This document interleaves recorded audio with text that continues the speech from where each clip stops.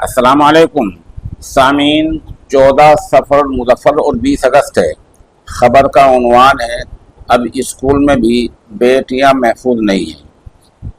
मामला रियासत महाराष्ट्र के ज़िला ठने का है, जहां बदलापुर में वाक़ई स्कूल में सफाई मुलाजिमीन ने कम सिन बच्चों के साथ छेड़छाड़ की है। जैसे इस बात का पता चला, अहले खाना को, घर वालों को पता चला, तो उन्होंने मुजाहरा किया, स्कूल में तोड़फोड़ की, वहाँ बड़ा प्रदर्शन किया, रेलवे ट्रैक को जाम किया, जिससे आज वहाँ रेलवे का आना जाना भी मुतासर हुआ है और रेलवे की आमद रफ्त मुकम्मल बंद है।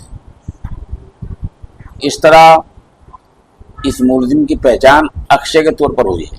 वहाँ के वजीर तालीम का कहना यह है कि जल्द ही मामले को फास्ट ट्रैक कोर्ट में ले जाया जाएगा और मुलजिम को सख्त से सख्त सजा दिलाई जाएगी। इस बीच भीड़ को काबू में करने के लिए पुलिस ने हवाई फायरिंग की है। उधर सवाल ये है कि इस तरह के जो मामला स्कूलों में, अस्पतालों में, बसों में हो रहे हैं, इनका हल क्या है? शुरू में लोगों को गुस्सा आता है, लोग मुजाहरा करते हैं, पुलिस वादा कर लेती है, पुलिस मुकदमा दर्ज कर लेती है, फिर बरसों तक ये मामले अदालतों में चलते रहते हैं। दरअसल ऐसे मामलात में अगर कम वक्त में मुनासिब सज़ा मिल जाए तो गालिबन इन मामलात पर कदगन लग जाएगा, वरना इसी तरह सूरत हाल होती रहेगी। बताया जा रहा है कि जो ठाणे का मामला है, यहाँ ये बदलापुर स्कूल का मामला है।